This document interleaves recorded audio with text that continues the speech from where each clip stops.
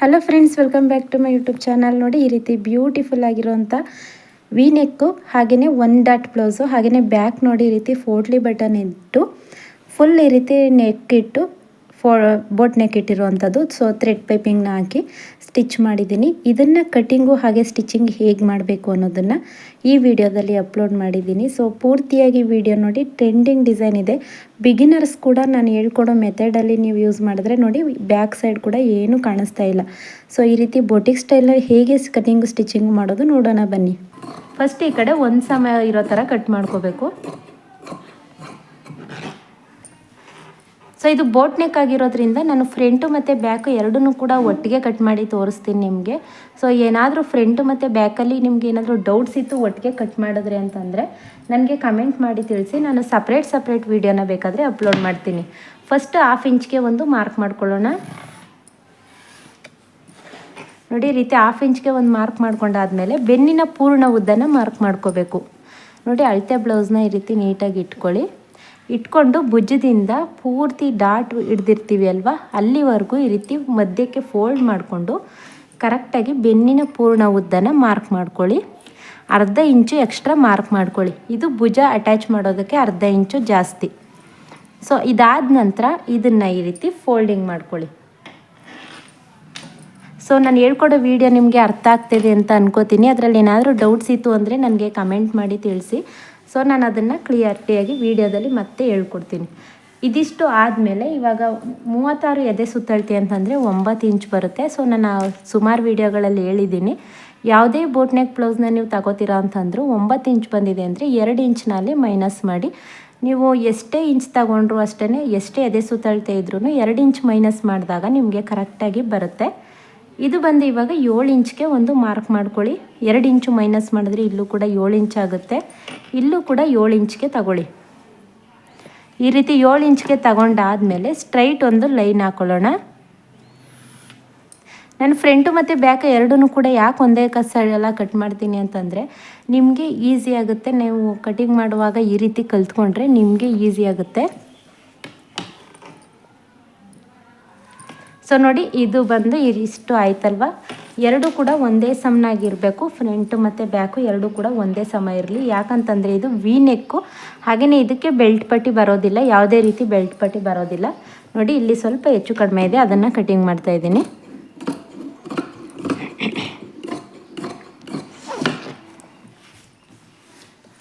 So we neck ಆಗಿರೋದ್ರಿಂದ front ಮತ್ತು back ಎರಡೂ ಕೂಡ ಒಂದೇ ಸಮ ಇರಬೇಕು.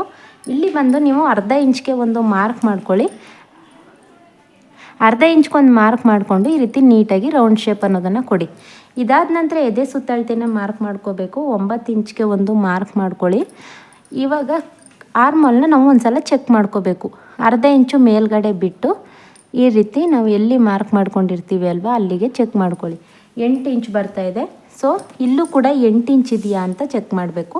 ಆವಾಗ ನೀವು ಹಾರ್ಮೋಲ್ ಹಾಕಿರೋದು ಕರೆಕ್ಟಾಗಿದೆ ಅಂತ ಅರ್ಥ. ನೋಡಿ, ಕರೆಕ್ಟಾಗಿ ಇಲ್ಲೂ ಕೂಡ 8 ಇಂಚೇ ಬರ್ತಾಯಿದೆ. ಸೊ ಇದು ಕರೆಕ್ಟಾಗಿದೆ ಅಂತ ಅಂದ್ಬಿಟ್ಟು ಇದಾದ ನಂತರ ಭುಜ ಒಂದು ನಾವು 3 ಇಂಚ್ಗೆ ಕಟ್ ಮಾಡ್ಕೊಳ್ಳೋಣ.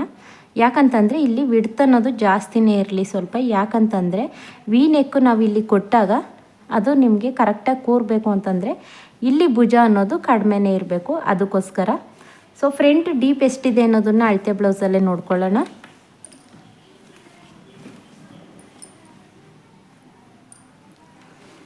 ನೋಡಿ, 1/2 ಇಂಚು ಮೇಲ್ಗಡೆನೇ ಇಟ್ಟು ನೋಡ್ಕೊಳ್ಳಿ.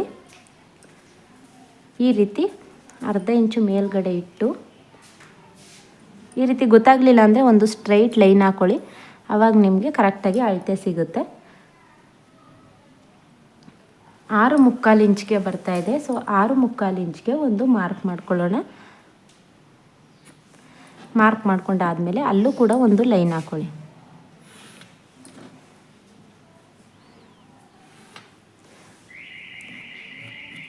ಸೊ ಇದಿಷ್ಟು ಲೈನ್ ಹಾಕೊಂಡಾದಮೇಲೆ ಇಲ್ಲಿ ನಮಗೆ ವಿ ನೆಕ್ ಬರಬೇಕಲ್ವ, ಅದಕ್ಕೋಸ್ಕರ ಏನು ಮಾಡಬೇಕು ಅಂದರೆ ಒಂದು 1/2 ಇಂಚು ಇಲ್ಲಿ ಎಕ್ಸ್ಟ್ರಾ ತಗೊಳ್ಬೇಕಾಗುತ್ತೆ.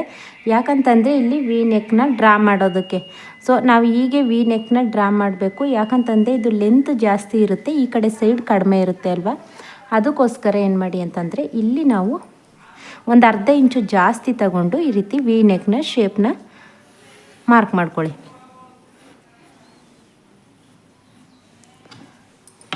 ಸೊ ಇದಿಷ್ಟು ಗೊತ್ತಾಯ್ತಲ್ವ. ಇದು ನಾನು 1 ಡಾಟ್ ಬ್ಲೌಸ್ನ ಮಾಡ್ತಾಯಿದ್ದೀನಿ. ಅದಕ್ಕೋಸ್ಕರ ಏನು ಮಾಡಿ ಅಂತಂದರೆ ಇಲ್ಲಿ ಒಂದು 4 ಇಂಚ್ಗೆ ಇಲ್ಲಿ ಮಾರ್ಕ್ ಮಾಡ್ಕೊಂಡಿರ್ತೀವಿ ಅಲ್ವಾ, ಅದ್ರ ಮೇಲ್ಗಡೆಯಿಂದ ಒಂದು 4 ಇಂಚ್ಗೆ ಒಂದು ಸ್ಟ್ರೈಟ್ ಲೈನ್ ಹಾಕ್ಕೊಳ್ಳಿ.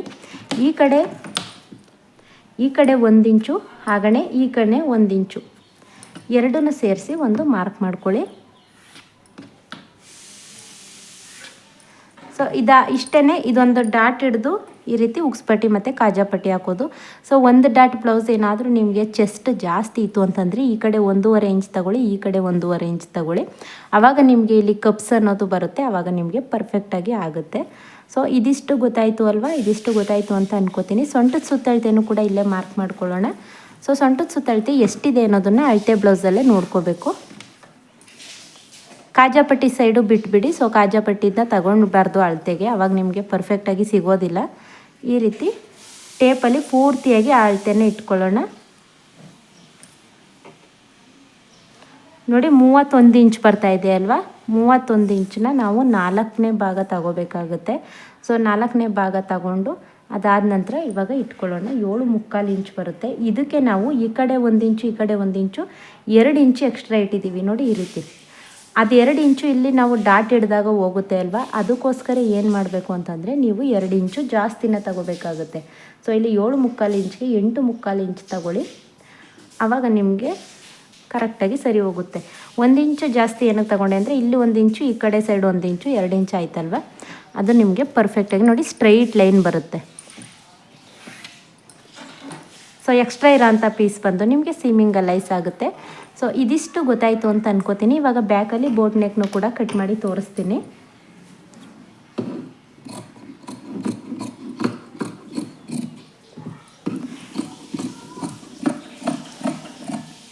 ಸೊ ಇದರಲ್ಲಿ ಏನಾದರೂ ಡೌಟ್ಸ್ ಇತ್ತು ಅಂತಂದರೆ ನನಗೆ ಕಮೆಂಟ್ ಮಾಡಿ ತಿಳಿಸಿ. ನಾವು ಇಲ್ಲಿ ಯಾವಾಗಲೂ ಕಟ್ ಮಾಡ್ಕೊಂಡಿರ್ತೀವಿ ಅಲ್ವಾ, ಅದು ಉಕ್ಸ್ಪಟ್ಟಿ ಮತ್ತು ಕಾಜಾಪಟ್ಟಿಗೆ ತಗೊಂಡಿದ್ದೀನಿ. ಇದಾದ ನಂತರ ಈ ರೀತಿ ಭುಜನೂ ಕೂಡ ಕಟ್ ಮಾಡ್ಕೊಳ್ಳೋಣ. ನೋಡಿ ಇಲ್ಲಿ ಒಂದು ನಾಚ್ ಹಾಕೊಳ್ಳಿ. ನಾಚ್ ಹಾಕೊಂಡಾದಮೇಲೆ ಒಂದು ಪಾರ್ಟ್ ಮಾತ್ರ ಈ ರೀತಿ ಎತ್ಕೊಳ್ಳಿ, ಯಾಕಂದರೆ ಇದು ಫ್ರಂಟು ಮತ್ತು ಇದು ಬ್ಯಾಕ್ ಸೈಡ್ ಅಲ್ವಾ, ಅದಕ್ಕೋಸ್ಕರ ಒಂದು ಪಾರ್ಟ್ನ ಮಾತ್ರ ಈ ರೀತಿ ತಗೊಂಡು ಹೀಗೆ ಕಟ್ ಮಾಡಿ.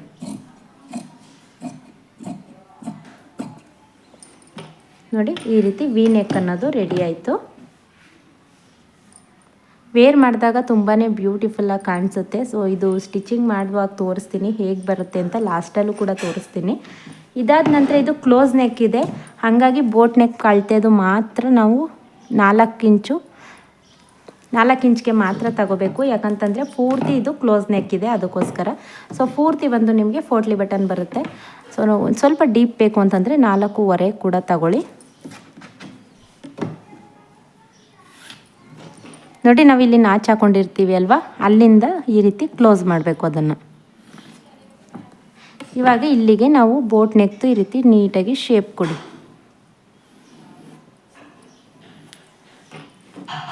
ಸೊ ಇದನ್ನು ನೀವು ಇವಾಗ ಕಟ್ ಮಾಡ್ಕೊಳ್ಬೇಕು.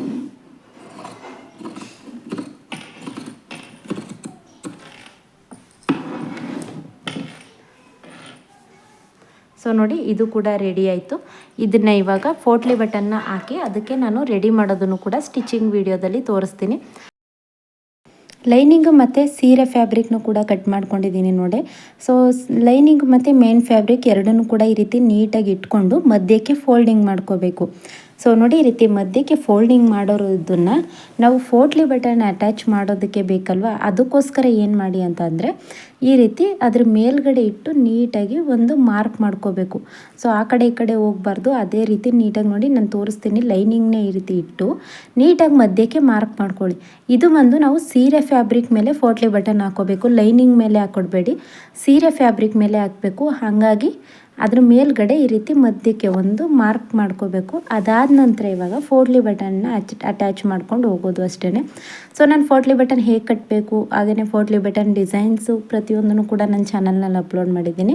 ಸೊ ಅದನ್ನು ಕೂಡ ನೀವು ಹೊಸ್ದಾಗಿ ನೋಡ್ತಾ ಇದ್ದೀರಾ ಅಂತಂದರೆ ಹೋಗಿ ಚೆಕ್ ಮಾಡಿ.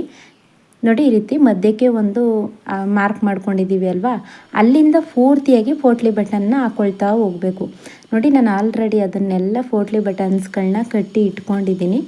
ಸೊ ವಿಡಿಯೋ ಮಾಡ್ಕೊಂಡಿದ್ದೆ ಬಟ್ ಸ್ಕಿಪ್ ಆಗಿದೆ ಅದು ನೋಡಿ. ಆಲ್ರೆಡಿ ವಿಡಿಯೋನ ನನ್ನ ಚಾನಲ್ನಲ್ಲಿ ಚೆಕ್ ಮಾಡಿ, ನೀವು ಗೊತ್ತಾಗಲಿಲ್ಲ ಅಂತಂದರೆ ಕಮೆಂಟ್ ಮಾಡಿ ತಿಳಿಸಿ. ನಾನು ಇನ್ನೊಂದು ಸಲ ನಿಮಗೆ ವಿಡಿಯೋ ಮಾಡಿ ಅಪ್ಲೋಡ್ ಮಾಡ್ತೀನಿ. ಸೊ ಈ ರೀತಿ ಎಲ್ಲ ರೆಡಿಯಾಗಿರುವಂಥ ಪೋಟ್ಲಿ ಬಟನ್ಸ್ನೂ ಕೂಡ ಒಂದೊಂದಾಗಿ ಸ್ಟಿಚ್ ಮಾಡ್ಕೊಳ್ತಾ ಹೋಗೋದು ಅಷ್ಟೇ. ಸೊ ಪೋಟ್ಲಿ ಬಟನ್ ಸ್ಟಿಚ್ ಮಾಡೋದಕ್ಕೆ ನೀವು, ನಂದು ದೊಡ್ಡ ಮಿಷಿನ್ ಆಗಿರೋದ್ರಿಂದ ನಾನು ಟೆನ್ಷನ್ನ ಕಾಲಲ್ಲಿ ಈ ರೀತಿ ಮಂಡಿಲಿ ಎತ್ಕೊಂಡು ಪೋಟ್ಲಿ ಬಟನ್ ಹಾಕೋತಾ ಇದ್ದೀನಿ. ನಿಮ್ಮದು ಚಿಕ್ಕ ಮಿಷಿನ್ ಆಯಿತು ಅಂತಂದರೆ ಈ ಕಡೆ ಸೈಡಲ್ಲಿ ಕೊಟ್ಟಿರ್ತಾರಲ್ವ, ಕೈಯಲ್ಲಿ ಈ ರೀತಿ ಟೆನ್ಷನ್ ಎತ್ಕೊಂಡು ಹಾಕ್ಕೊಳ್ತಾ ಹೋಗಿ. ಸೊ ಸುಮ್ಮನೆ ಸ್ಟಿಚಿಂಗ್ ಮಾಡ್ತಾ ಹೋದರೆ ಅದು ಪೋಟ್ಲಿ ಬಟನ್ ಕೂರೋದಿಲ್ಲ. ನೋಡಿ ಈ ರೀತಿ ನಾನು ಟೆನ್ಷನ್ ಇವಾಗ ಮೇಲಕ್ಕೆ ಎತ್ಕೊಂಡಿದ್ದೀನಿ, ಕಾಲಲ್ಲಿ ತಗೊಂಡಿದ್ದೀನಿ, ಅದಕ್ಕೋಸ್ಕರ ಹೇಳ್ದೆ. ನೋಡಿ ಈ ರೀತಿ ಮೇಲ್ಗಡೆ ನಾನು ಅಲ್ಲಿ ಕಾಲಲ್ಲಿ ಪ್ರೆಸ್ ಮಾಡಿದ್ರೆ ಇಲ್ಲಿ ಮೇಲ್ಗಡೆ ಟೆನ್ಷನ್ ಹೋಗುತ್ತೆ. ಆವಾಗ ಪೋಟ್ಲಿ ಬಟನ್ನ ಮೇಲ್ಗಡೆ ಇಟ್ಟು ಸ್ಟಿಚ್ ಮಾಡ್ಕೋಬೇಕು. ಸೊ ಸಿಂಗಲ್ ಫುಟ್ ಇಲ್ಲ ಅಂತ ಅನ್ನೋರು ಕೂಡ ಪೋಟ್ಲಿ ಬಟನ್ ಸ್ಟಿಚ್ ಮಾಡಬೇಕು ಅಂದರೆ ಈ ರೀತಿ ನೋಡಿ, ಈ ರೀತಿ ಟೆನ್ಷನ್ ಮೇಲಕ್ಕೆ ಎತ್ಕೊಳ್ಳಿ, ಪೋಟ್ಲಿ ಬಟನ್ ಮೇಲ್ಗಡೆನೇ ಟೆನ್ಷನ್ನ ಬಿಡಿ, ಈ ರೀತಿ ಡಬಲ್ ಸ್ಟಿಚ್ ಹಾಕೊಳ್ಳಿ. ನೋಡಿ ಮತ್ತೆ ಈ ರೀತಿ ಇನ್ನೊಂದನ್ನು ಹಾಕೋತಾ ಇದ್ದೀನಿ, ಟೆನ್ಷನ್ ಈ ರೀತಿ ಮೇಲಕ್ಕೆ ಎತ್ಕೊಂಡು ಸ್ಟಿಚ್ ಹಾಕೊಳ್ತಾ ಹೋಗೋದು. ಸೊ ವಿಡಿಯೋ ಲೆಂತಿ ಆಗುತ್ತೆ ಅಂದ್ಬಿಟ್ಟು ಸ್ವಲ್ಪ ಫಾಸ್ಟ್ ಮಾಡಿದ್ದೀನಿ ಅಷ್ಟೇ. ನೋಡಿ ಹತ್ರದಿಂದ ತೋರಿಸ್ತೀನಿ ಹೇಗೆ ಅಂತ. ಈ ರೀತಿ ಟೆನ್ಷನ್ ಮೇಲಕ್ಕೆ ಎತ್ಕೊಂಡು ಸ್ಟಿಚ್ ಮಾಡ್ಕೊಳ್ತಾ ಹೋಗೋದು. ಸೊ ತುಂಬಾ ಬ್ಯೂಟಿಫುಲ್ಲಾಗಿ ಕಾಣಿಸುತ್ತೆ. ಸೊ ಟ್ರೆಂಡಿಂಗ್ ಇರೋವಂಥ ಡಿಸೈನ್ ಅಲ್ವ ಇದು. ಇದನ್ನೆಲ್ಲ ನೀವು ಕೂಡ ಟ್ರೈ ಮಾಡಿ. ಇದರಲ್ಲಿ ಪೋಟ್ಲಿ ಬಟನ್ಸ್ ಆ ಕಡೆ ಒಂದು ಈ ಕಡೆ ಒಂದು ಆ ರೀತಿ ಕೂಡ ಹಾಕಿ ಮಧ್ಯೆ ಲೇಸ್ ಕೂಡ ಕೊಟ್ಕೋಬೋದು. ಸೊ ನಿಮ್ಮ ಕ್ರಿಯೇಟಿವಿಟಿ ನಿಮಗೆ ಹೇಗೆಲ್ಲ ಇಷ್ಟ ಆಗುತ್ತೆ ಆ ರೀತಿ ಕ್ರಿಯೇಟಿವ್ ಆಗಿ ನೀವು ಕೂಡ ಅದನ್ನು ಕಟಿಂಗು ಸ್ಟಿಚಿಂಗು ಮಾಡ್ಕೋಬೋದು. ನೋಡಿ ಈ ರೀತಿ ಪೂರ್ತಿಯಾಗಿ ಅದನ್ನು ಸ್ಟಿಚ್ ಮಾಡ್ಕೊಳ್ಳಿ, ಡಬಲ್ ಸ್ಟಿಚ್ ಹಾಕ್ಕೊಳ್ಳಿ. ಅಲ್ಲೇ ಈ ರೀತಿ ರಫ್ ಮಾಡ್ಕೋಬೋದಲ್ವ, ಈ ರೀತಿ ರಫ್ ಮಾಡ್ಕೊಳ್ಳಿ. ರಫ್ ಮಾಡ್ಕೊಂಡು ಸ್ಟಿಚ್ ಮಾಡ್ಕೊಳ್ತಾ ಹೋಗೋದು ಅಷ್ಟೇ. ಸೊ ಇದನ್ನಾದಮೇಲೆ ಎಕ್ಸ್ಟ್ರಾ ಪೀಸ್ ಇರೋದಂತೆಲ್ಲ ಕಟಿಂಗ್ ಮಾಡ್ಕೊಳ್ಳಿ. ಸೊ ನಿಮಗೆ ಯಾವ ಡಿಸೈನ್ನ ಸ್ಟಿಚ್ ಮಾಡಬೇಕು ಅಂತ ಅನಿಸುತ್ತೆ, ಹಾಗೆಯೇ ಅದು ಸ್ಟಿಚಿಂಗ್ ನಿಮಗೆ ಬರೋದಿಲ್ಲ, ಅದನ್ನು ನನಗೆ ಕಮೆಂಟ್ ಮಾಡಿ ತಿಳಿಸಿ, ನಾನು ಅದನ್ನು ಸ್ಟಿಚ್ ಮಾಡಿ ನಿಮಗೆ ಅಪ್ಲೋಡ್ ಮಾಡ್ತೀನಿ. ನೋಡಿ ಇವಾಗ ಎಕ್ಸ್ಟ್ರಾ ಪೀಸ್ ಮೇಲ್ಗಡೆ ಒಂದು ಹೊಲಿಗೆನ ಹಾಕ್ಕೊಂಡ್ಬಿಡಿ. ಆವಾಗ ನಿಮಗೆ ಉಲ್ಟಾ ಮಾಡಿದಾಗ ಆ ಪೀಸ್ ಅನ್ನೋದು ಆ ಕಡೆ ಈ ಕಡೆ ಹೋಗೋದಿಲ್ಲ. ನೋಡಿ ಇವಾಗ ಪೋಟ್ಲಿ ಬಟನ್ಸ್ದು ಎಕ್ಸ್ಟ್ರಾ ಪೀಸ್ ಮೇಲ್ಗಡೆನೇ ಹೊಲಿಗೆ ಹಾಕ್ಕೊಂಡೆ. ಇದಾದ ನಂತರ ಈ ರೀತಿ ಉಲ್ಟಾ ತಿರುಗಿಸಿ, ಸ್ಯಾರಿ ಫ್ಯಾಬ್ರಿಕ್ನೇ ಉಲ್ಟಾ ತಿರುಗಿಸ್ಬಿಟ್ಟು ನಾವು ಪೋಟ್ಲಿ ಬಟನ್ದು ಎಲ್ಲಿಗೆ ಹೊಲಿಗೆ ಬಂದಿತ್ತು ಅಲ್ವಾ, ಆ ಹೊಲಿಗೆ ಮೇಲ್ಗಡೆನೇ ಹಾಕ್ಕೊಂಡು ಹೋಗಿ. ಅವಾಗೇನಾಗುತ್ತೆ, ಉಳ್ಕೊಂಡಿರೋ ಅಂಥ ಪೀಸು ಒಳಗಡೆ ಹೋಗುತ್ತೆ, ನಮಗೆ ಪೋಟ್ಲಿ ಬಟನ್ ಮಾತ್ರ ಈಚೆ ಕಾಣಿಸುತ್ತೆ. ಆವಾಗ ನಿಮಗೆ ತುಂಬಾ ಇನ್ವಿಸಿಬಲ್ ಆಗಿ ರೆಡಿ ಆಗುತ್ತೆ. ಬೊಟಿಕ್ ಸ್ಟೈಲಲ್ಲಿ ಈ ರೀತಿ ಫಿನಿಶಿಂಗ್ ಎಲ್ಲ ಕೊಡ್ಬೋದು. ನೋಡಿ ನಿಮಗೆ ಲೈನಿಂಗ್ ಮೇಲ್ಗಡೆನೂ ಕೂಡ ಕಾಣಿಸೋದಿಲ್ಲ, ಹಾಗೆಯೇ ಎಲ್ಲಿ ಹಾಕಿದ್ದಾರೆ ಅಂತ ಅನ್ನೋದೇ ನಿಮಗೆ ಗೊತ್ತಾಗೋದಿಲ್ಲ, ಆ ರೀತಿ ರೆಡಿ ಆಗುತ್ತೆ. ಇವಾಗ ನೋಡಿ ಓಪನ್ ಮಾಡಿ ತೋರಿಸ್ತೀನಿ. ಸೊ ಇದು ಮೇಲ್ಗಡೆದು ಒಳಗಡೆ ಹೋಗುತ್ತೆ, ಅದೇನು ಬರೋದಿಲ್ಲ, ತಲೆ ಕೆಡಿಸ್ಕೋಬೇಡಿ. ಈ ರೀತಿ ನೀಟಾಗಿ ಅದನ್ನು ಸೈಡ್ಗಿಟ್ಟು ಮೇಲ್ಗಡೆ ಒಂದು ಸ್ಟಿಚ್ ಹಾಕೋಬೇಕು. ಈ ಕಡೆನಾದರೂ ತಿರುಗಿಸ್ಕೊಳ್ಳಿ, ಇಲ್ಲ ಈ ಕಡೆನಾದರೂ ತಿರುಗಿಸ್ಕೊಳ್ಳಿ, ನಿಮಗೆ ಯಾವ ಸೈಡ್ ಬೇಕೋ ಆ ಸೈಡ್ ತಿರುಗಿಸ್ಕೊಂಡು ಅದ್ರ ಮೇಲ್ಗಡೆ ನೀಟಾಗಿ ಸ್ಟಿಚ್ ಹಾಕೊಳ್ಳಿ. ನೋಡಿ ಇದನ್ನು ಇವಾಗ ಮೇಲ್ಗಡೆ ಒಂದು ಈ ರೀತಿ ಸ್ಟಿಚ್ ಹಾಕೋತಾ ಅಂತಂದರೆ ನಿಮಗೆ ಸ್ಟಿಫಾಗಿ ಕೂರುತ್ತೆ. ನಿಮಗೆ ಮೇಲ್ಗಡೆ ಸ್ಟಿಚ್ ಬೇಡ ಅಂದರೆ ಐರನ್ ಕೂಡ ಮಾಡ್ಕೋಬೋದು. ಬಟ್ ಒಂದು ಸ್ಟಿಚ್ ಹಾಕೋದ್ರಿಂದ ಎಷ್ಟು ನೀಟಾಗಿ ಕೂತಿದೆ ನೋಡಿ. ಇವಾಗ ಇದಕ್ಕೆ ಥ್ರೆಡ್ ಪೈಪಿಂಗ್ನ ಹಾಕಿ ನಾನು ಬೋಟ್ ನೆಕ್ನ ರೆಡಿ ಮಾಡ್ಕೋತಾ ಇದ್ದೀನಿ. ಸೊ ನೋಡಿ ಹತ್ರದಿಂದ ಕೂಡ ತೋರಿಸ್ತೀನಿ. ತುಂಬ ಸಣ್ಣದಾಗಿ ಹಾಕಿದ್ದೀನಿ, ನಿಮಗೆ ಬೇಕು ಅಂತಂದರೆ ಸ್ವಲ್ಪ ದಪ್ಪದಾಗಿ ಕೂಡ ಹಾಕೋಬೋದು. ಸೊ ಯಾಕಂತಂದರೆ ಇದು ಸಣ್ಣದಾಗಿ ಹಾಕೋದ್ರಿಂದ ಜಾಸ್ತಿ ಹಾಕಿದ್ದೀವಿ ಅಲ್ವಾ, ಅದಕ್ಕೋಸ್ಕರ ನೀಟಾಗಿ ಕಾಣಿಸುತ್ತೆ. ನೋಡಿ ಈ ರೀತಿ ರೆಡಿ ಥ್ರೆಡ್ ಪೈಪಿಂಗ್ನ ಲೈನಿಂಗ್ ಮೇಲ್ಗಡೆ ಇಟ್ಟು ಸ್ಟಿಚ್ ಮಾಡ್ಕೋತಾ ಇದ್ದೀನಿ. ಇದನ್ನು ಕೂಡ ನಾನು ವೀಡಿಯೋನ ಹಾಕಿದ್ದೀನಿ, ಥ್ರೆಡ್ ಪೈಪಿಂಗ್ನ ಹೇಗೆ ಸ್ಟಿಚ್ ಮಾಡೋದು ಅಂತಂದ್ಬಿಟ್ಟು ನನ್ನ ಚಾನಲ್ನಲ್ಲಿ ಚೆಕ್ ಮಾಡಿ, ನಿಮಗೆ ಸಿಗುತ್ತೆ ಥ್ರೆಡ್ ಪೈಪಿಂಗ್ ಹಾಕೋದು ಹೇಗೆ ಅಂತಂದ್ಬಿಟ್ಟು ತುಂಬಾ ಈಸಿಯಾಗಿ ತೋರಿಸ್ಕೊಟ್ಟಿದ್ದೀನಿ ಹತ್ರದಿಂದ. ನೋಡಿ ಈ ರೀತಿ ಲೈನಿಂಗ್ ಮೇಲ್ಗಡೆ ಫಸ್ಟು ಇಟ್ಕೊಂಡು ಸ್ಟಿಚ್ ಹಾಕ್ಕೊಂಡೆ. ಅದನ್ನು ಇವಾಗ ಮೇನ್ ಫ್ಯಾಬ್ರಿಕ್ ಮೇಲ್ಗಡೆ ಲೈನಿಂಗ್ನ ಈ ರೀತಿ ಉಲ್ಟಾ ಇಡಬೇಕು. ಉಲ್ಟಾ ಇಟ್ಟು ನಾವು ಎಲ್ಲಿ ಸ್ಟಿಚ್ ಹಾಕ್ಕೊಂಡಿರ್ತೀವಿ ಅದ್ರ ಮೇಲ್ಗಡೆನೇ ಸ್ಟಿಚ್ ಹಾಕ್ಕೊಂಡ್ರೆ ಆಯಿತು. ಅದಕ್ಕೂ ಮುಂಚೆ ಇವಾಗ ಸೊಂಟದ ಹತ್ರ ಕರೆಕ್ಟಾಗಿ ಮಧ್ಯಕ್ಕೆ ಇಟ್ಕೊಂಡು ನಾವು ಒಂದು ಮಾರ್ಕ್ನಾದರೂ ಮಾಡ್ಕೊಳ್ಳಿ, ಇಲ್ಲಾಂತಂದರೆ ಈ ರೀತಿ ಫೋಲ್ಡಿಂಗ್ ಮಾಡಿಬಿಟ್ಟು ಪೋಟ್ಲಿ ಬಟನ್ ಬಂದಿದೆ ಅಲ್ವಾ ಅದ್ರ ಮಧ್ಯಕ್ಕೆ ಇಟ್ಕೊಂಡು ಸ್ಟಿಚ್ ಮಾಡ್ಕೊಳ್ಳಿ. ಆವಾಗ ನಿಮಗೆ ಉಲ್ಟಾ ತಿರುಗಿಸ್ದಾಗ ಅದು ಬೆನ್ನಿನ ಮಧ್ಯಕ್ಕೆ ಕರೆಕ್ಟಾಗಿ ಬರುತ್ತೆ. ನೋಡಿ ಅರ್ಧ ಇಂಚ್ಗೆ ಒಂದು ಈ ರೀತಿ ಸ್ಟಿಚ್ ಹಾಕ್ಕೊಳ್ತಾ ಹೋಗ್ತಾ ಇದ್ದೀನಿ. ನೋಡಿ ಇದಿಷ್ಟು ಆದಮೇಲೆ ಇವಾಗ ನಾವು ಎಲ್ಲಿ ಥ್ರೆಡ್ ಪೈಪಿಂಗ್ನ ಹಾಕ್ಕೊಂಡಿದ್ದೀವಿ ಅಲ್ವಾ ಅಲ್ಲಿ ಹೊಲಿಗೆ ಇರುತ್ತೆ, ಅದ್ರ ಮೇಲ್ಗಡೆ ಕರೆಕ್ಟಾಗಿ ನೀವು ಸ್ಟಿಚ್ ಮಾಡ್ಕೊಳ್ತಾ ಹೋಯಿತು ಅಂತಂದರೆ ನಿಮಗೆ ಥ್ರೆಡ್ ಪೈಪಿಂಗ್ ಅನ್ನೋದು ಫಿನಿಶಿಂಗಾಗಿ ನೀಟಾಗಿ ಕೂರುತ್ತೆ.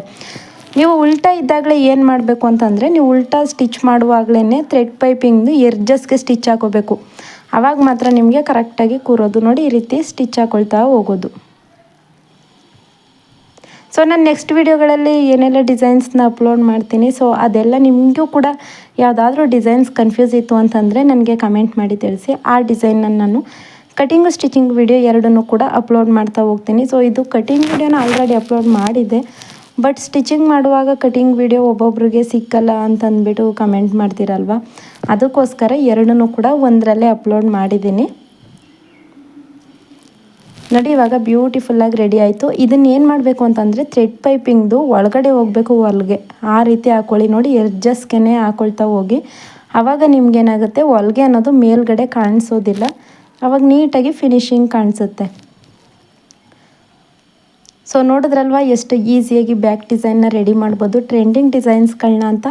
ಸೊ ನೆಕ್ಸ್ಟ್ ವೀಡಿಯೋಗಳಲ್ಲಿ ಸಾಕಷ್ಟು ಟ್ರೆಂಡಿಂಗ್ ಡಿಸೈನ್ಸ್ಗಳನ್ನ ನಾನು ಅಪ್ಲೋಡ್ ಮಾಡ್ತಾ ಹೋಗ್ತೀನಿ. ಯಾರೆಲ್ಲ ಹೊಸ್ದಾಗಿ ನೋಡ್ತಾ ಇದ್ದೀರಾ ಬೇಗ ಬೇಗ ಸಬ್ಸ್ಕ್ರೈಬ್ ಮಾಡ್ಕೊಳ್ಳಿ. ಹಾಗೆಯೇ ವಿಡಿಯೋ ಇಷ್ಟ ಆಯಿತು ಅಂತಂದರೆ ಲೈಕ್ ಮಾಡೋದನ್ನು ಮರಿಬೇಡಿ. ಲೈಕ್ ಮಾಡೋದ್ರಿಂದ ನಮಗೆ ಮತ್ತಷ್ಟು ವೀಡಿಯೋನ ಅಪ್ಲೋಡ್ ಮಾಡೋದಕ್ಕೆ ಎನ್ಕರೇಜ್ ಆದಂಗೆ ಆಗುತ್ತೆ.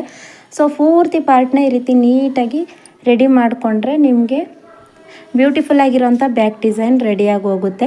ಸೊ ಯಾರಿಗೆಲ್ಲ ಟೈಲರಿಂಗ್ ಕಲಿಬೇಕು ಅಂತ ಇಂಟ್ರೆಸ್ಟ್ ಇದೆ, ನಾನು ಟೈಲರಿಂಗ್ ಕ್ಲಾಸ್ಗಳನ್ನ ಅಪ್ಲೋಡ್ ಮಾಡಿದ್ದೀನಿ. ನನ್ನ ಚಾನಲ್ನಲ್ಲಿ ಪ್ಲೇಲಿಸ್ಟಲ್ಲಿ ಚೆಕ್ ಮಾಡಿ, ಆವಾಗ ಹೊಸ್ದಾಗಿ ಕಲಿಯೋವಂಥವ್ರು ಅದನ್ನು ನೋಡಿ ನೀವು ಕೂಡ ಬೇಗ ಬೇಗ ಟೈಲರಿಂಗ್ನ ಕಲ್ತ್ಕೋಬೋದು. ವಿಡಿಯೋ ಹೆಲ್ಪ್ ಆಯಿತು ಅಂತಂದರೆ ವಿಡಿಯೋಗೊಂದು ಲೈಕ್ ಮಾಡಿ. ಏನಾದರೂ ಡೌಟ್ಸ್ ಇದ್ದರೆ ಕಮೆಂಟ್ ಮಾಡಿ ತಿಳಿಸಿ. Thank you.